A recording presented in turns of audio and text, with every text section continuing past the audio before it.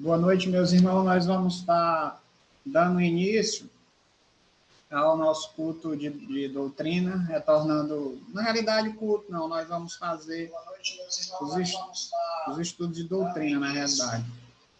Ao nosso culto de doutrina, retornando, na realidade, culto não, nós vamos fazer os estudos de doutrina, na realidade.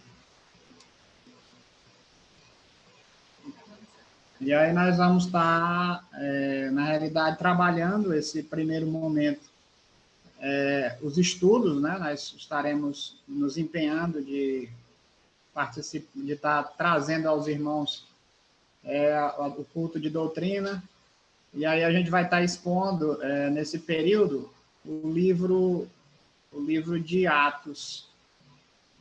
E aí nós vamos estar trabalhando o capítulo 1 do livro de Atos, e durante esse período, né? Então, nós vamos iniciar com a oração, depois nós vamos estar lendo o texto da palavra, e aí, ao ler esse texto da palavra, a gente vai, então, estar fazendo os comentários dos versículos bíblicos. Então, nós vamos inicialmente orar, colocar na presença de Deus esse momento que estaremos aqui na presença do Senhor, e aí nós vamos, depois de orar, colocar diante de Deus o texto que vamos ler, depois nós vamos expor para os amados irmãos o texto, o capítulo 1, e vamos estar trabalhando versículo por versículo do capítulo 1 do livro de Atos. Então, vamos nos colocar diante de Deus em oração nesse momento. Os irmãos que tiverem aí seus conteúdos, né, suas perguntas do conteúdo, poderão fazer e tirar as suas dúvidas através do chat, né? Então, eu vou estar agora orando nesse momento para que Deus esteja nos ajudando no desenvolvimento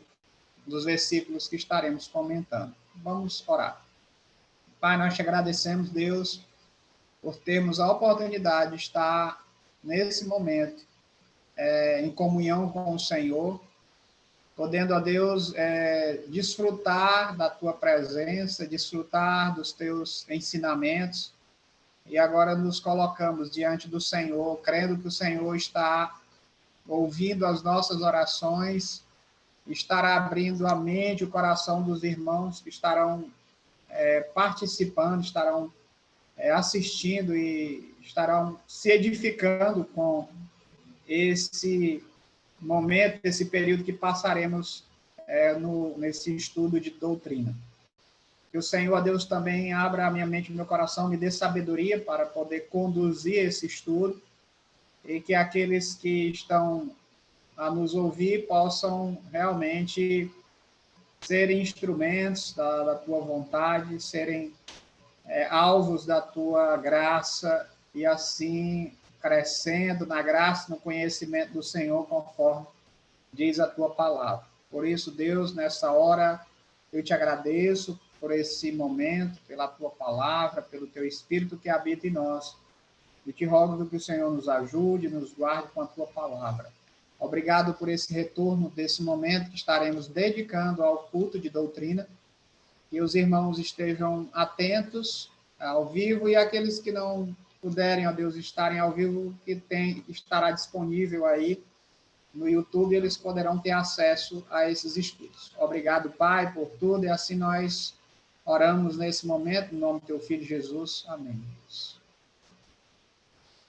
Amados, nós vamos, então, estar iniciando o capítulo 1 do livro de Atos, cujo o versículo 1 diz assim: escrevi o primeiro livro, ó Teófilo, relatando todas as coisas que Jesus começou a fazer e a ensinar.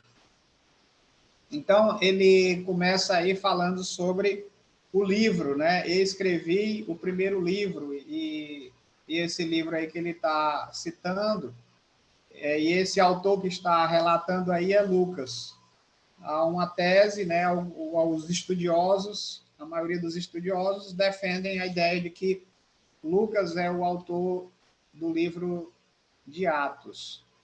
E aqui, segundo ele, esse livro, né, de autoria de Lucas, ele tem o propósito de registrar a vida e o ensino de Jesus, a sua morte, ressurreição e ascensão. Então, esses três aspectos da vida de Jesus, do seu ministério, ele está aí inserido nesse livro de Atos, né? Então, ali a morte, a ressurreição e a ascensão de Cristo. Ele também faz uma observação também que é digna de entendimento, é que o autor desse livro foi Teófilo, no caso, aliás, o autor não, o destinatário.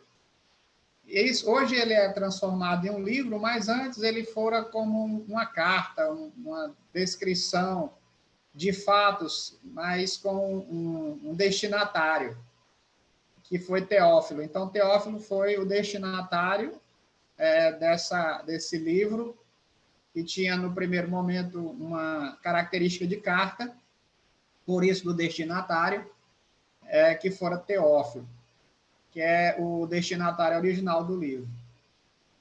Ele fala também sobre as coisas que, todas as coisas que Jesus começou a fazer e a ensinar. Podemos dizer que esse livro de Atos, ele é aí um resumo apropriado dos diversos acontecimentos e palavras de Jesus que Lucas ele registrou no seu evangelho. E aí, então, esse ministério de Jesus, iniciado por Jesus, mas descrito especificamente nos 4 evangelhos, agora também ele continua, e agora com a narração no livro de Atos, com os feitos e com o ministério ali mais específico dos discípulos, dos apóstolos de Jesus, que o próprio livro descreve que esses apóstolos, eles receberam, então, o poder do Espírito Santo para falar, para levar adiante o ministério de Jesus, iniciado por ele, e agora, após a sua morte, após a sua morte e a ascensão, ele então passa essa missão para os apóstolos. E os apóstolos, então, no livro de Atos, começam seus ministérios, e aqui a gente pode, então, perceber o quanto os discípulos trabalharam após a morte de Jesus. E aí a gente pode ver de forma mais específica. Versículo 2, ele diz, até o dia em que, depois de haver dado mandamentos por intermédio do Espírito Santo aos apóstolos que escolheram, foi elevado às alturas. Aqui já, segundo esse texto aqui, o Espírito era a fonte, o poder do ministério terreno de Jesus, e também do trabalho dos apóstolos. Ele fala também sobre os mandamentos, né, depois de haver dado mandamentos por intermédio do Espírito Santo. Então, os mandamentos, as instruções, as verdades bíblicas dadas pelo Espírito Santo, foram que levaram esses atos dos apóstolos, essas atitudes, o trabalho, né, dos apóstolos no livro de Atos. Outro aspecto importante ainda nesse versículo 1 é a questão da escolha, a escolha dos apóstolos, né, por intermédio do Espírito Santo, aos apóstolos que escolheram. Foi levado às alturas. O próprio Jesus, ele escolheu ali os apóstolos, né? A Bíblia relata que houve oração por parte dele para a escolha dos apóstolos, e também a salvação, né? A maioria dos apóstolos, com exceção de Judas, e depois a gente vai ver isso mais especificamente, que vai tratar também ainda nesse livro, falando sobre a própria morte de Judas, né? A parte de Judas. E aí a gente entende que realmente houve, por parte dos outros apóstolos, uma escolha para a salvação e para o serviço. No caso de Judas, provavelmente ele tenha escolhido somente para o serviço, e ali, ao trair Jesus e não ser realmente um escolhido de Deus, ele não perdeu a salvação, mas, na realidade, ele não teve desde o início, né? O próprio Jesus revela que havia 12, né? Mas, porém, um não era dele.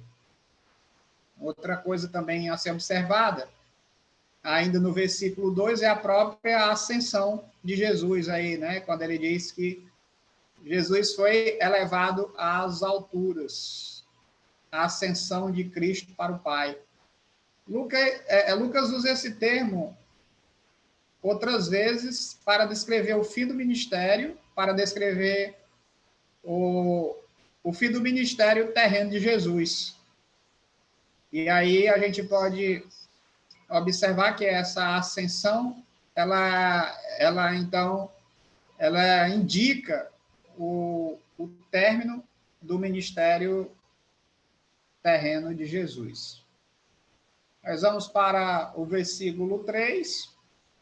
O versículo 3 diz assim: e a este também, depois de ter padecido, se apresentou vivo, com muitas provas incontestáveis, aparecendo-lhes durante dias e falando das coisas concernentes ao reino de Deus. E aqui também nós encontramos no versículo 3 essa apresentação de Jesus, durante a estadia do povo, né, dos discípulos, ali no início da igreja primitiva. Jesus, então, se apresenta, e aí o próprio autor de Atos apresenta isso como algo vivo, né? Com muitas provas incontestáveis, que eles haviam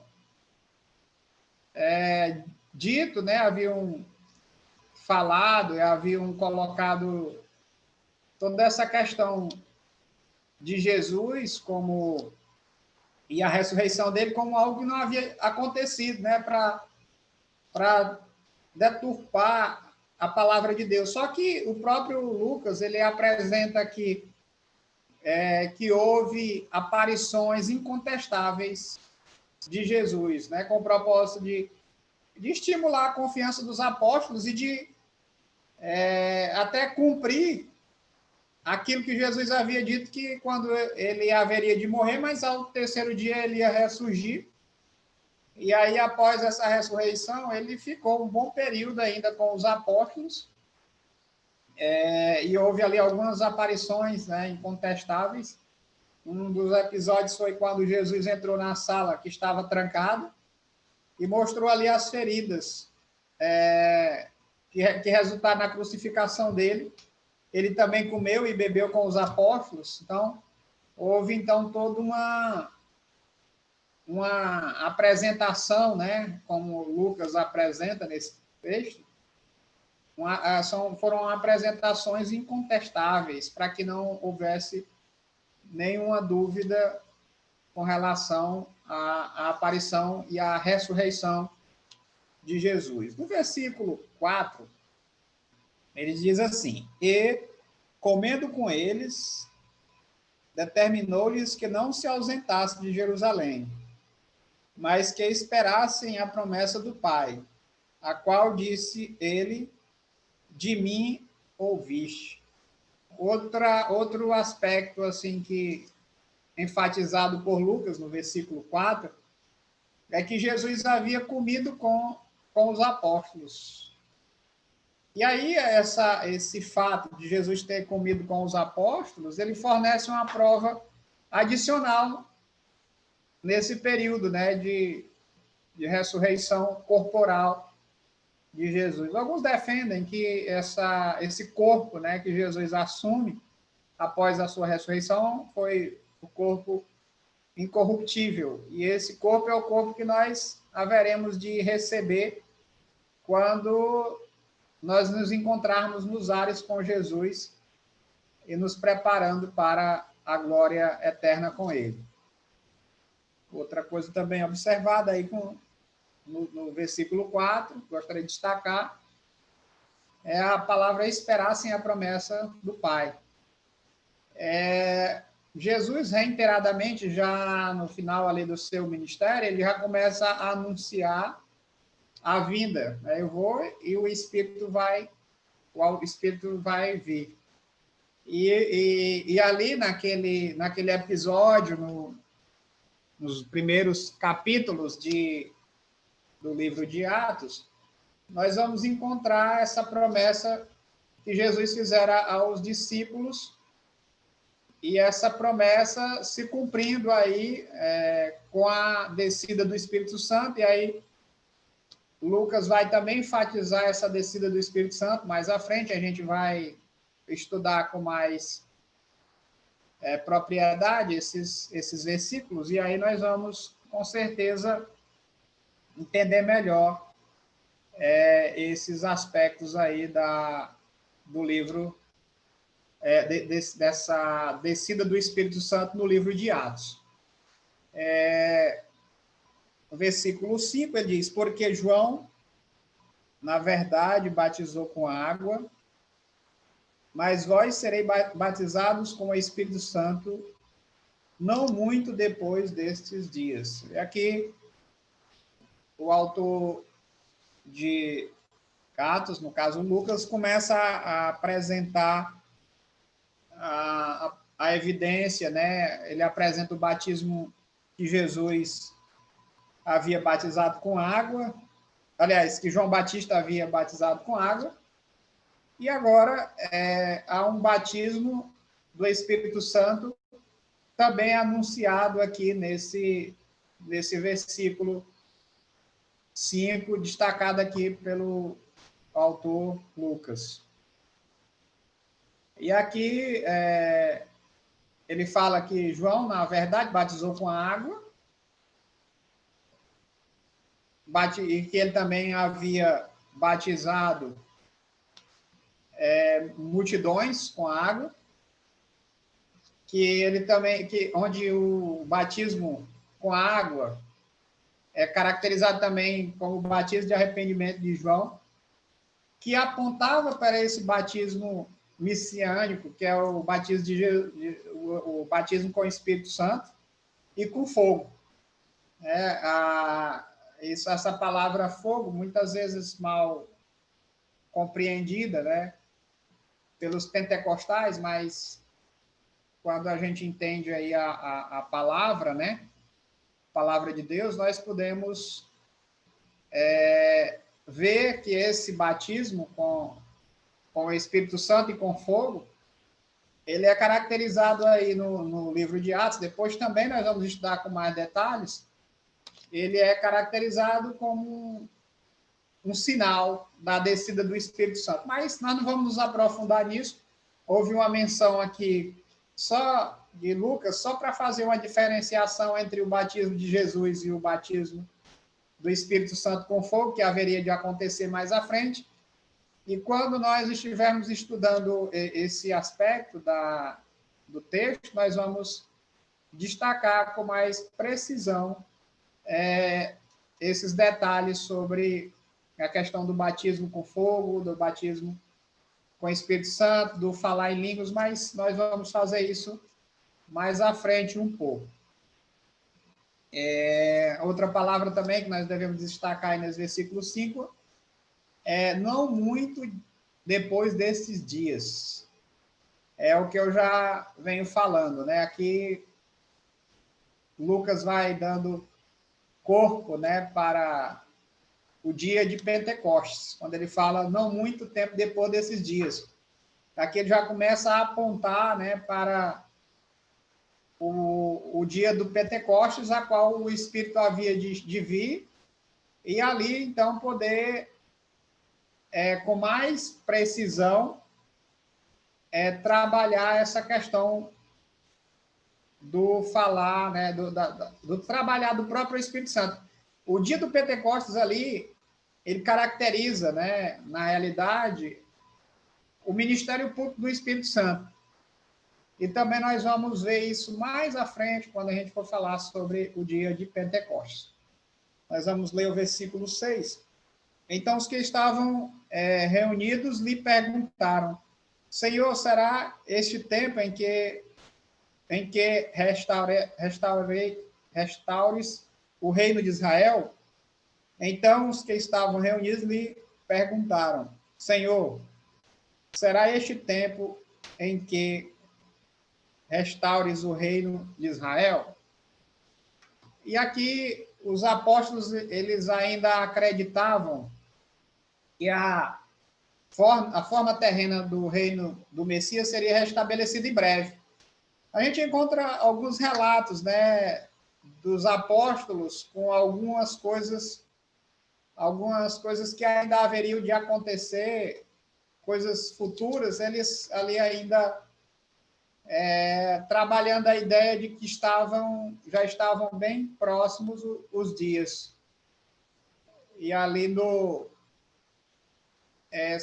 segundo os relatos de Ezequiel 36, Joel 2, que ligavam a vinda do reino com o derramamento do Espírito prometido por Jesus. E ali eles tinham o entendimento que iria acontecer ali, já estava bem próximo, né? Então, essa questão da restauração havia também, por parte dos discípulos, né, dos judeus em geral, uma esperança de que haveria uma restauração de Israel, uma liberdade, uma vida plena da nação de Israel, logo, logo, né? E aí eles, de uma maneira ou de outra, ligavam os fatos do reino que Jesus fala e das coisas que haveriam de acontecer com o reino de Israel e com a brevidade de como essas coisas poderiam acontecer, né? Então, a gente vai encontrar alguns aspectos nessa direção com relação ao reino de Deus e ao reino como é que não é a população, a nação de Israel. Havia uma diferenciação entre o reino de Deus e o reino de Israel terreno, e ali havia uma certa dificuldade dos apóstolos entenderem, e aí, como eu estou dizendo, alguns relatos bíblicos eles apresentavam como se fosse algo que fosse acontecer em breve. Versículo 7. Respondeu-lhes: Não vos compete conhecer os tempos ou épocas em que o Pai reservou pela sua exclusiva autoridade. Então, quando a gente... Esses versículos, eles mostram aqui a experiência, né, dos apóstolos, né? Quando ele fala, respondeu-lhes, não vos compete conhecer tempos ou época.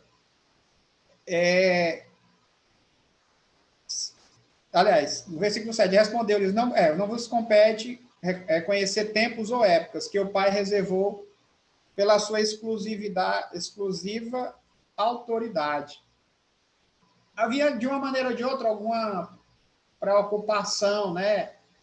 As pessoas sempre tinham alguma preocupação, a gente vai encontrar também algumas perguntas no Novo Testamento, dirigidas a Jesus, com relação às coisas futuras. E aí, a gente sempre encontrava em Jesus um certo cuidado para não estabelecer hora, nem dia, nem momento, né, das coisas que viriam a acontecer. Então, aí é como eu estou dizendo, os discípulos tinham que entender e faziam a separação entre o reino de Israel, a nação de Israel, com a nação santa, com o reino de Deus. E eu acredito que havia algumas dificuldades de entendimento disso naquele momento, e Jesus, então, coloca ali, como é que se diz? Ele coloca, em alguns aspectos, em algumas perguntas, ele coloca uma certa dúvida, ele não afirma com clareza, né, que dia que vai ser o dia, a hora.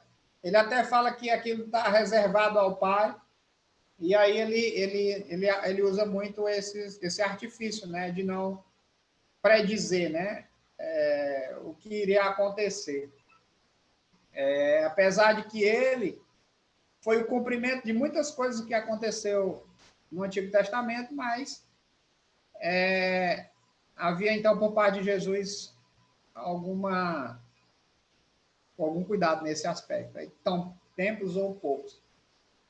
Essas duas palavras referem às características, os tempos e acontecimentos que farão parte do reino terreno de Cristo, que começará por ocasião da sua vinda, porém o tempo exato do seu retorno permanece desconhecido. Como eu já havia colocado, né, nesse versículo 7, com relação ao tempo e à data. Gostaria também de dar uma boa noite aí para os irmãos, né? Tem a irmã Rosângela, o irmão Júnior Veloso, a irmã Cleane, João Neto, a irmã Edna, a irmã Maria Cosma, a irmã Valmira, a irmã Francisca França, o irmão Rafael. Então, nós temos aí já um grupo aí de irmãos que estão, pelo menos que fizeram os comentários, foram esses que eu citei. Gostaria de estar saudando cada um dos irmãos e dizer que se os irmãos tiverem alguma dúvida, os irmãos podem colocarem as suas dúvidas aí no chat, e aí a gente pode estar, então, respondendo no final, a gente pode estar passando algum ponto que os irmãos não entenderam e a gente pode estar explanando de uma forma melhor. Então, vamos para o versículo 8. Versículo 8 diz assim: mas recebereis poder ao descer sobre vós o Espírito Santo, e sereis minhas testemunhas tanto em Jerusalém como em toda a Judéia e Samaria e até os confins da terra. Irmãos, esse aspecto desse versículo 8, ele nos traz uma responsabilidade muito grande. Porque, hora por outra, nós encontramos algumas pessoas que dizem assim, não, eu não tenho condição de proclamar o evangelho. Algumas pessoas, elas vivem anos e anos dizendo que não têm habilidade, capacidade de pregar o evangelho para as pessoas. Só que esse versículo 8, ele disse assim, mas recebereis poder ao descer sobre vós o Espírito Santo. Os apóstolos, eles experimentam ali a descida, né, do Espírito Santo, e ali eles recebem a salvação, né, quando recebe a condição de ser guiado, de ensinar, de realizar até mesmo milagres. Os apóstolos receberam esse poder. E eles,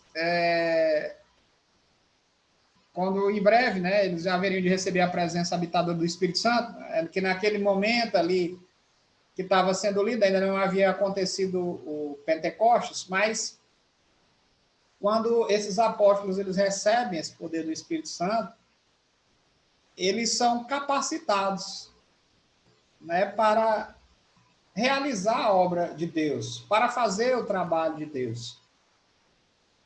E alguns discípulos de Jesus recebem o Espírito Santo de Deus, recebem o poder do Espírito, e muitos deles dizem, não, a gente não tem condição de levar a palavra de Deus, de falar, de proclamar, de fazer o trabalho de Deus. E aí nós, quando olhamos para esse versículo 8, a Bíblia diz que quando receber, né, o poder, quando descer sobre vós o poder do Espírito Santo, nós somos capacitados para sermos testemunhas.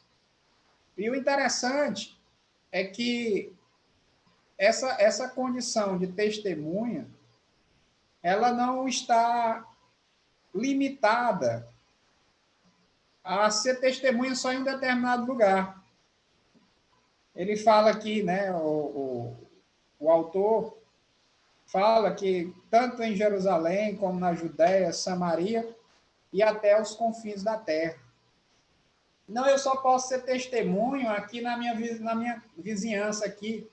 Só posso ser testemunho no meu bairro.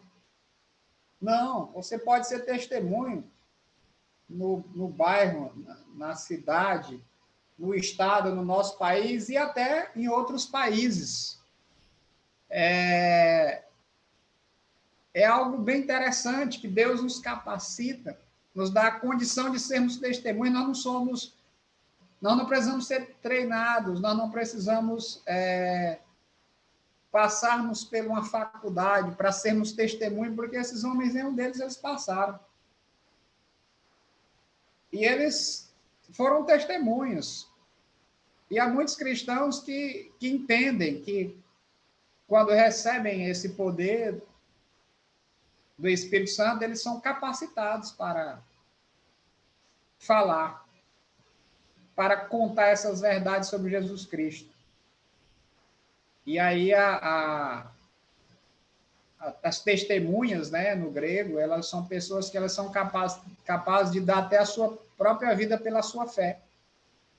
E isso foi o preço que eles pagaram, né? Muitos morreram, muitos cristãos morreram e ainda continuam morrendo quando eles simplesmente testemunham de Cristo. Infelizmente, há muitos países que pessoas perdem a vida, né? Perdem a vida por testemunhar de Jesus. E essas pessoas que estavam ali, né, naquele local, né, as testemunhas naquela época, naquele momento, que recebiam o poder do Espírito Santo e que levavam essa pregação à frente, eles perdiam as suas próprias vidas. E aí aqui o texto fala sobre a Judéia, que era a região em que a Jerusalém se localizava, a região de Samaria era a região imediata ali no norte da Judéia. Então, a capacidade de sermos testemunhas do Evangelho, elas não estão limitadas a uma área geográfica, mas onde quer que nós estejamos. Inclusive, estando aqui no Piauí, a gente pode proclamar o Evangelho hoje, principalmente com os meios de comunicação, com a internet. Nós somos capazes de pregar esse Evangelho em vários outros lugares. Vários outros lugares nós somos capazes de divulgar, de levar essa palavra a vários outros lugares. Aí no versículo 9 ele diz: dita essas palavras, foi Jesus elevado às alturas, à vista deles, e uma nuvem o encobriu com os seus olhos. Elevado às alturas. Aqui é a descrição, né, do livro de Atos sobre a ascensão de Jesus, né? E aqui Jesus foi levado ao Pai, no seu corpo ressurreto, como eu já falei anteriormente, que será o corpo que iremos receber, né, quando formos para a glória. E agora Jesus sobe para ficar à destra, né, ao lado direito, no seu legítimo lugar, que é a direita do Pai.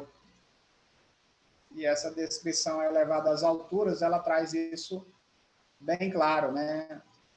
Uma nuvem, um lembrete aí visível da glória de Deus, se faz presente enquanto os apóstolos assistiam à ascensão, né? E Jesus havia falado também que ele ia subir aos céus, e aí agora Jesus, cumprindo aquilo que ele já havia falado durante seu ministério, aí o autor de Atos traz essa narração, né? Ele foi testemunho e escreveu aquele fato para que os cristãos de hoje pudessem contemplar, né, através do texto, aquele feito maravilhoso que aconteceu com Jesus. Então, para alguns deles, para alguns dos discípulos, não foi a primeira vez que eles testemunharam, né, a glória divina. E nem seria a última vez que as nuvens acompanhariam Jesus, né? Então, quando Jesus vier buscar a sua igreja, também nós vamos nos encontrar com ele, né? As nuvens nos ares, nos altos céus. Versículo 10 diz assim: E, estando eles com os olhos fitos no céu, enquanto Jesus subia, eis que 2 varões vestidos de branco se puseram ao lado deles. Pessoas descritas aqui em trajes brancos eram geralmente seres sobrenaturais ou glorificados, como Jesus Cristo, né? Teve um episódio desse, né, no Monte da Transfiguração, os anjos, o próprio Moisés também teve essa experiência de ficar ali com suas vestes, o seu corpo resplandecente. Então, o engraçado é que os fatos bíblicos, eles se repetem, né? Eles vão se complementando e vão se cumprindo também. As escrituras vai narrando, né? E depois os próprios atos bíblicos, né? As próprias profecias bíblicas, elas vão acontecendo em outros livros, né? Confirmando aquilo que já fora predito, né? Versículo 11. E lhes disseram: varões galileus, por que estáis olhando para as alturas? Esse Jesus que dentre vós foi assunto ao céu virá do modo como viste subir. Então, aqui fica mais uma outra promessa, a outra vinda de Jesus, né? Ele vai voltar mais uma vez. Aqui no versículo 11, né? Varões galileus. Ali, a maioria dos apóstolos, exceto Judas, eram da Galileia. Agora, no caso de Judas, que já havia morto, né, nessa ocasião da ascensão de Jesus, e aí os demais discípulos, né, eram da Galileia, e eles ouvem, né, varões galileus. E aí ele faz uma afirmação, que eu já até comentei, do modo como viste. Um dia Cristo retornará à terra, ao Monte Olival, da mesma maneira como subiu como nuvens, a fim de estabelecer o seu reino. Quem crê, diga amém aí no chat, né? Eu creio nessa promessa de Deus. Eu creio que Deus, ele realmente vai cumprir com aquilo que ele prometeu, né? Já houve, como eu falei, as profecias, muitas que já se cumpriram, e ainda há algumas que ainda irão se cumprir. Versículo 12, ele diz: então voltaram para Jerusalém do Monte Olival, que dista daquela cidade como a jornada de um sábado. Monte chamado Olival, localizado do outro lado do Vale de Cedron, a leste de Jerusalém. Esse grande monte se eleva a 60 metros acima da cidade. Esse foi o lugar onde Jesus subiu aos céus. Então, esse Monte Olival, né, que foi ali o lugar descrito como a subida de Jesus. aos céus e que depois também ele vai voltar. A jornada de um sábado corresponde a 880 metros ou 2.000 côvados. Essa era a distância máxima que o judeu fiel podia viajar no sábado para manter-se dentro do que Deus estabeleceu lá em Êxodo 16, 29. Então, o sábado era um dia de descanso e o homem poderia se deslocar ali até 880 metros ali.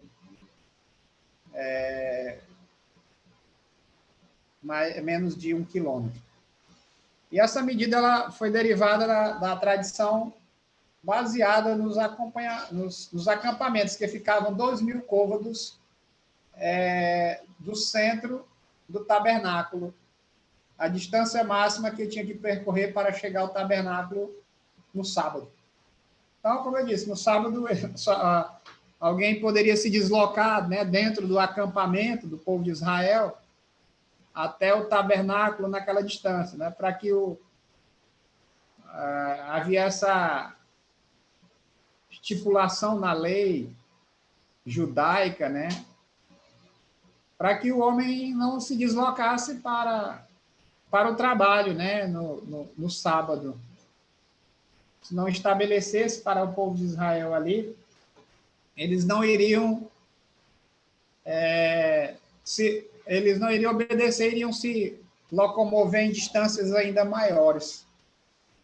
E aqui, no livro de Êxodo 16, 29, a gente encontra essa especificação da lei com relação a essa distância descrita. Alguma dúvida aí, amados irmãos? Se alguém tem alguma dúvida, pode colocar aí no chat, né?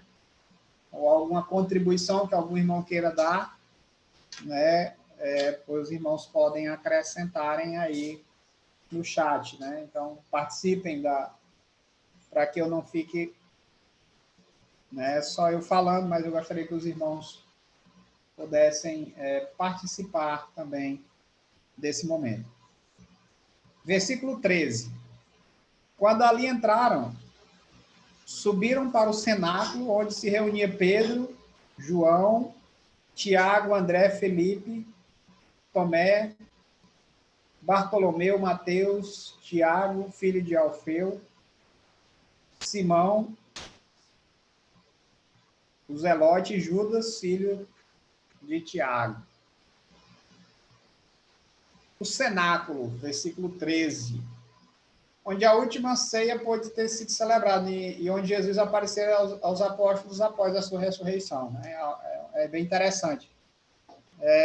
O lugar onde Jesus celebra a ceia e ali ele aparece para os apóstolos em um segundo momento.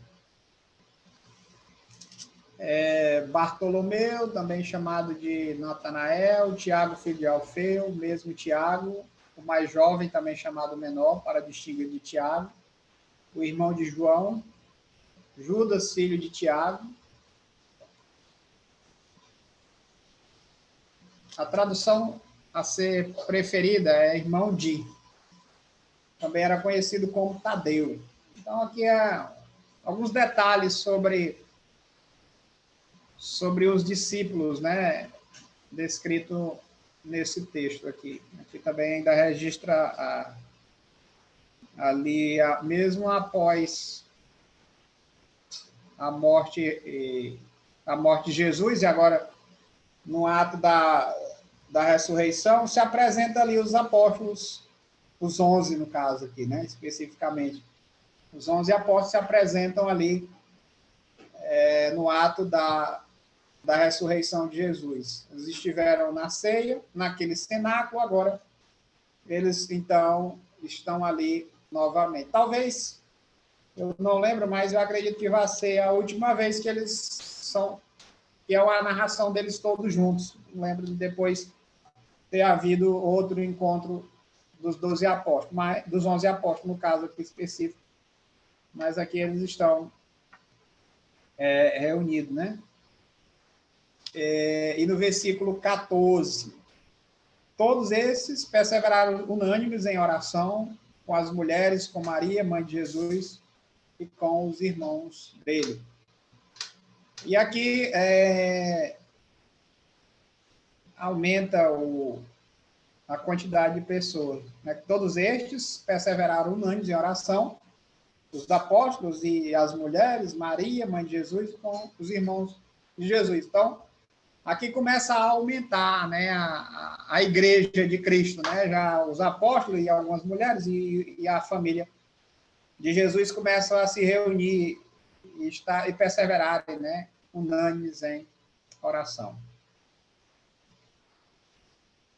No versículo 14, o autor aqui coloca a palavra perseverar em oração, e aí ele faz aqui uma observação, que o modelo de orar em nome de Jesus começa nesse tempo.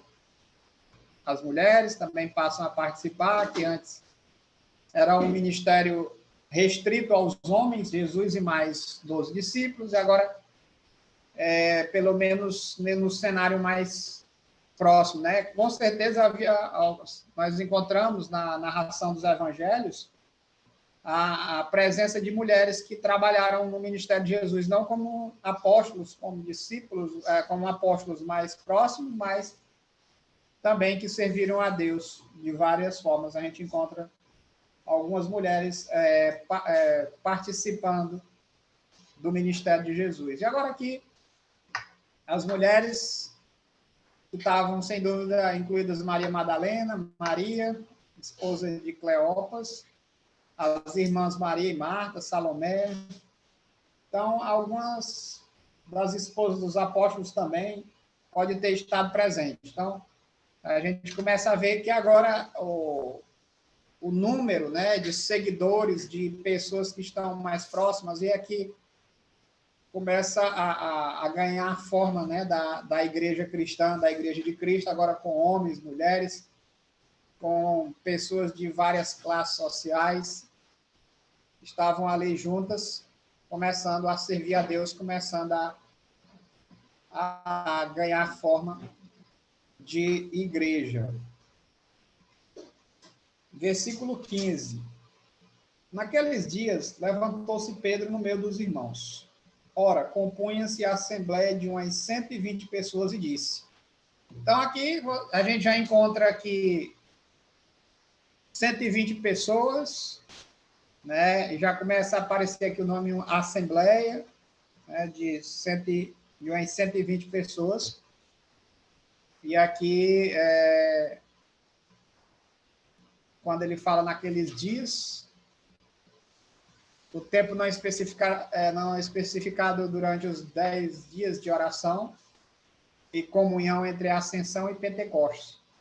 Então, naqueles dias aqui, talvez seja, segundo o autor, seria os 10 dias de oração e comunhão entre a Ascensão, ou seja, o último momento que Jesus está com seus apóstolos, e o Pentecostes. A igreja está ali unida, orando, se preparando para o dia do Pentecostes, né? Que ali começa o ministério do Espírito Santo, né? E a igreja começa, então,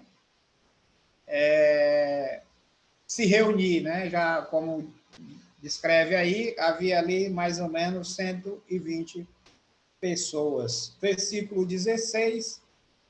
Irmãos, convinha que se cumprisse a Escritura, que o Espírito Santo proferiu anteriormente por boca de Davi acerca de Judas, que foi o guia daqueles que prenderam Jesus. Então, há muitos embates, questionamentos com relação à figura, né, da pessoa de Judas, mas aqui a Bíblia, né, o próprio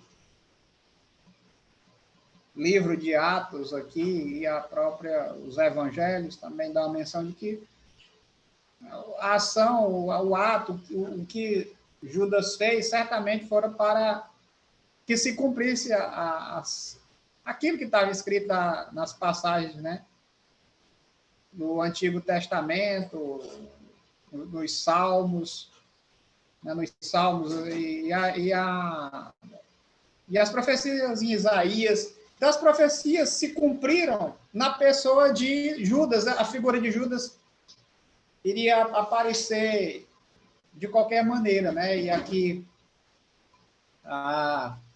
o livro de Atos, no caso Lucas, aqui ele traz para essa vertente de dizer que tudo aconteceu para que se cumprisse, né, as escrituras. E se cumpriu exatamente na pessoa de Judas. Aí ele fala o Espírito Santo por boca de Davi. Não há mais clara descrição da escritura da inspiração divina. Deus falou por meio da boca de Davi, referindo-se, na verdade, ao que havia escrito lá em 2 Pedro 1:21. Então, tudo que se cumpriu, tudo que estava acontecendo, ou em um determinado momento do ministério de Jesus, o que ia acontecer era cumprimento das Escrituras. E teria que acontecer. E teria que se cumprir as Escrituras, né? Então, e a pessoa que se colocou para ser, como é que se diz? Para ser o traidor foi a pessoa de Judas. E as Escrituras se cumpriu na pessoa dele com a traição à pessoa de Jesus, né? Então, eu acredito que não seja muito bom alguém ser o instrumento de Satanás, né, para se cumprir as Escrituras, mas Lucas se colocou, né, nessa situação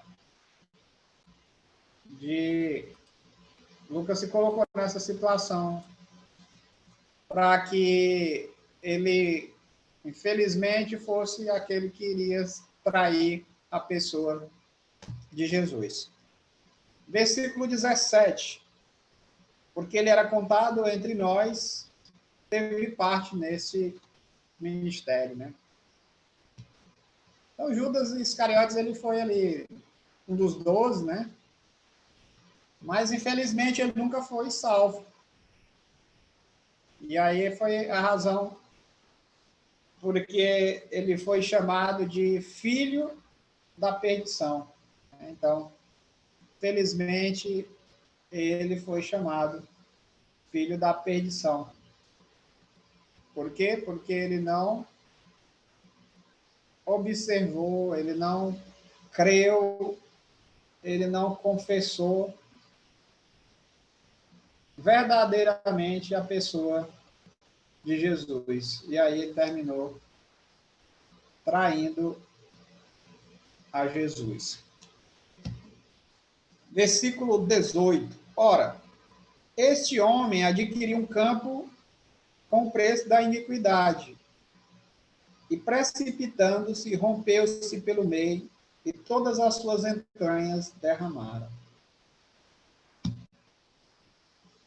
Então, o fim, né, aqui narra o fim de Judas.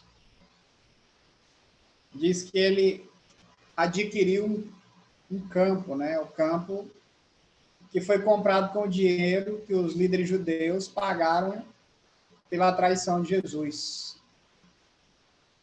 o qual ele terminou devolvendo para eles. Lucas, ele se refere a Judas como se ele fosse o comprador, né, do campo. No entanto, ele teve um final triste, porque ele pagou o preço, né, da iniquidade. As 30 moedas de prata pagas a Judas. Ele fala que ele se precipitou, é que provavelmente, né, aparentemente, a árvore que ele escolheu para se enforcar, ela estava sobre um precipício. Então, possivelmente, a corda, o galho se partiu, o nosso D6 e seu corpo se espatifou sobre as rochas abaixo. Então, é muito triste, né? Você ser contado como um discípulo de Jesus, se apresentar como discípulo de Jesus e depois ter um fim triste, né? Como foi o caso de Judas. Então, ele foi parte, né? Teve parte, né? No ministério de Jesus, está registrado, né? Então, a história dele é contada pelo mundo inteiro e é uma história triste, né? Porque a pessoa que é capaz de trair, né, o próprio Jesus, o Salvador, e ficar contado na história como alguém que traiu a Jesus, né, é algo muito triste. Mas foi uma escolha de Judas, né? O homem, ele está sempre diante de uma decisão, de escolher a bênção ou de escolher a maldição, de fazer o bem, fazer o mal, fazer o que é certo, fazer o que é errado. Então, passa tudo por uma escolha, e a escolha de Judas foi a pior, que foi justamente de trair a pessoa de Jesus. Versículo 19. Isto chegou ao conhecimento de todos os habitantes de Jerusalém, de maneira que em sua própria língua esse campo era chamado Aceldama, isto é, campo de sangue. Aceldama, campo de sangue. Trata-se de Arã, nome do campo comprado pelos líderes judeus. Tradicionalmente, o campo é localizado no sul de Jerusalém, no Vale de Inom, onde esse vale atravessa o Vale de Cedron. Segundo eles, esse solo era apropriado para fazer cerâmica, de modo que Mateus o identifica como o campo do oleiro. Mateus 27, 7 e 10. No versículo 20, ele diz: porque está escrito no livro dos Salmos, fique deserta a sua morada e não haja quem nela habite. Segundo aqui o versículo 20 está escrito, ele ali no caso Pedro usa a prova mais contundente, a escritura, para assegurar aos crentes que a traição de Judas e a escolha do seu substituto fazia parte do propósito de Deus. E se cumpriu, né, como eu já falei, na pessoa de Judas. Exatamente é aquilo que o livro de Salmos já anunciava. Verso 21. É necessário, pois, que dos homens que nos acompanharam todo o tempo que o Senhor Jesus andou entre nós. Aqui já ele fala, e tome, né? Outro o seu encargo. É necessário, pois, que dos homens que nos acompanharam todo o tempo que o Senhor Jesus andou entre nós. E já há aqui um critério, né, para escolher o substituto de Jesus, né? Estava agora só com 11, né, o ministério. O irmão Rafael cita aqui que era Matias, que é escolhido como apóstolo no lugar de Judas, né? Então, ele já começa a se trazer critérios para aquele que haveria de substituir a Judas. Então, no grego, esse versículo aqui, 21, a palavra necessário, né, necessidade, que indique a necessidade de discípulos que escolham um substituto. E ali, quando ele fala necessário, era um procedimento, né, com o objetivo de descobrir a vontade de Deus para quem haveria de substituir. Agora, o interessante é que havia uma escolha, e nessa escolha havia, que a gente pode dizer de critério, né? Sempre um critério para aqueles que são escolhidos para fazerem, né? Para cumprirem a obra de Deus, o ministério que Deus escolheu. E aqui já começa a entender que é necessário ver qual é a vontade de Deus, mas também os homens estabelecem ali alguns critérios. Então, ele fala que um dos critérios era que o tempo que o Senhor Jesus, todo o tempo que Jesus andou entre nós. Aí aqui abrange todo o período do ministério público de Jesus, no batismo e na ascensão. O novo discípulo, que haveria de substituir Judas, ele teria que ter já andado, né, conhecido os passos de Jesus no ministério, ali no batismo e até a ascensão de Jesus. Né? Então, com essa saída de Judas, abriu-se uma vaga, Deus teria que escolher, mas esses homens estabelecem alguns critérios para que houvesse essa escolha. Versículo 22. Começando no batismo de João, até o dia que entre nós foi levado às alturas. Um destes se torne testemunho conosco da sua ressurreição. Então, ainda continua aqui estabelecendo o critério para o novo apóstolo que iria substituir a Judas. A ressurreição de Jesus, né, que foi o clímax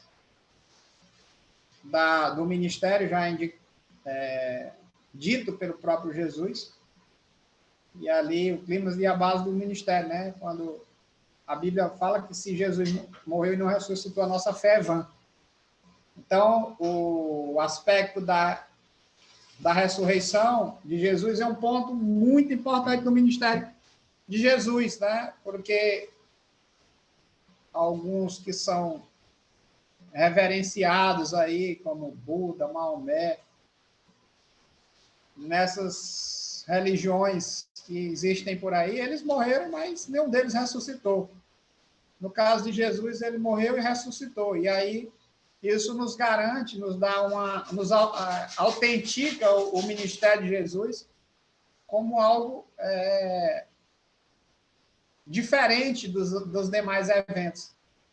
Então, um homem natural, ele consegue morrer, mas a ressurreição mesmo só a pessoa de Jesus passou, né? E houveram algumas ressurreições também, ainda algumas pessoas que morreram e tiveram a possibilidade de viver novamente.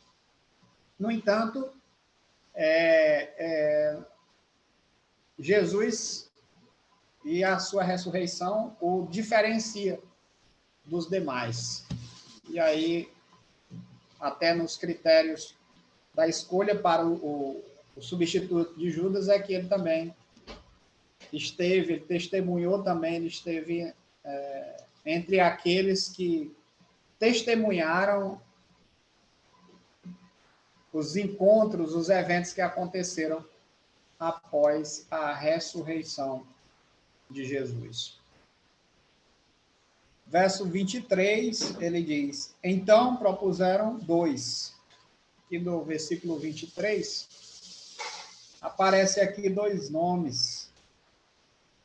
Aparece José, chamado Barsabás, cognominado Justo, e Matias. Então, aparece aqui dois nomes para substituir a Judas. Então, esse versículo 23 propuseram, evidentemente, esses dois foram recomendados por todo o grupo de discípulos.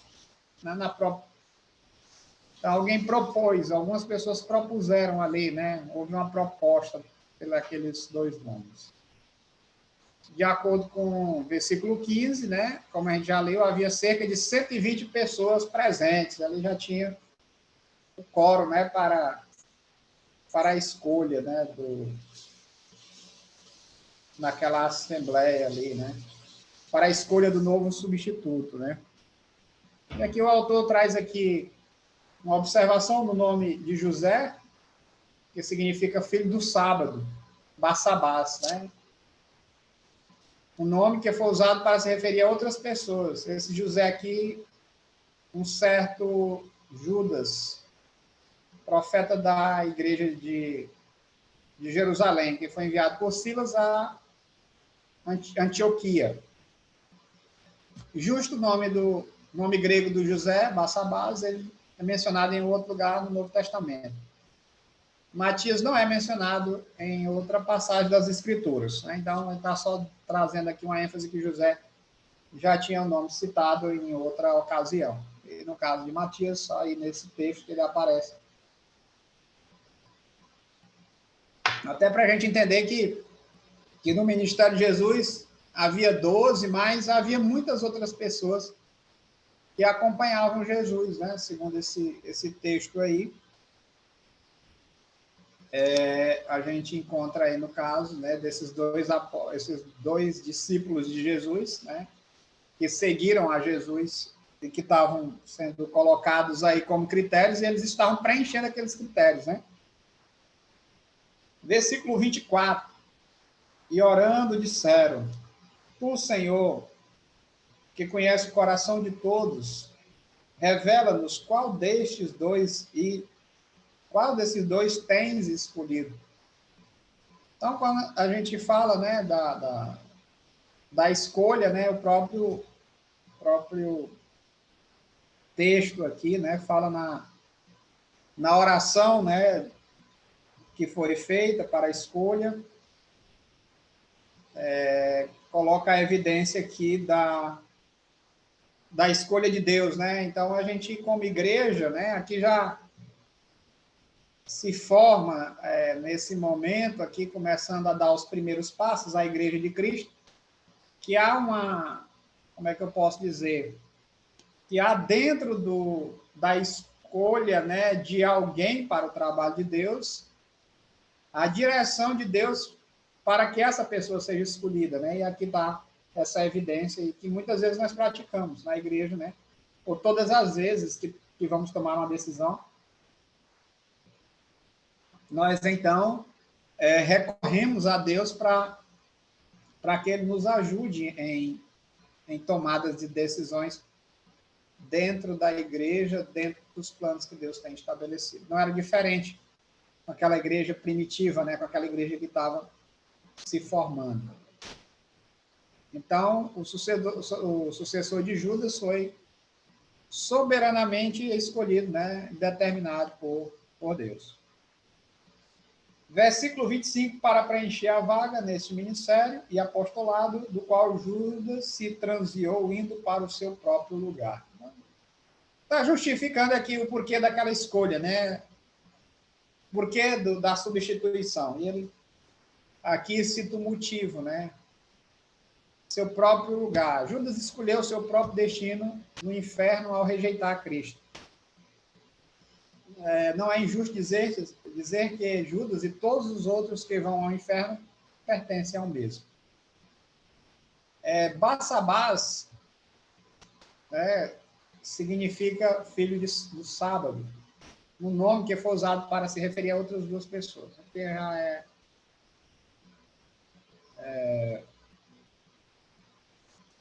se tratando novamente aqui do versículo anterior. Mas a gente vai pular isso aí, então a gente está aqui no versículo 25, falando sobre a escolha de Judas para o seu próprio lugar. Versículo 26. Talvez até uma forma diferente, né? E a igreja de hoje não usa esse método aqui, mas fazia parte da cultura judaica, né? Lançar sorte. A gente vai falar um pouco sobre isso aqui nesse versículo 26. Ele diz: e os lançaram em sortes, vindo a sorte recair sobre Matias, sendo-lhe então votado lugar com os 11 apóstolos. Então lançaram sortes. É isso, como eu já falei anteriormente, nós como cristãos, nós não trabalhamos, né, dessa forma, mas, como eu disse, havia uma cultura, né, judaica, e eles oraram para que aquela resposta daquele lançamento de sorte viesse a ser a vontade de Deus. Então, ele fala, os apóstolos empregaram um procedimento usado no Antigo Testamento para descobrirem a vontade de Deus, que ele chamava de Urim e Tumim. Objetos que ficavam dentro do peitoral do juiz de Arão, né? E eram utilizados em certas ocasiões para determinar a vontade de Deus. Então, era lançado ali Urim e Tumim, onde dizia, olha, se der Urim é fulano de tal, se der Tumim é fulano de tal.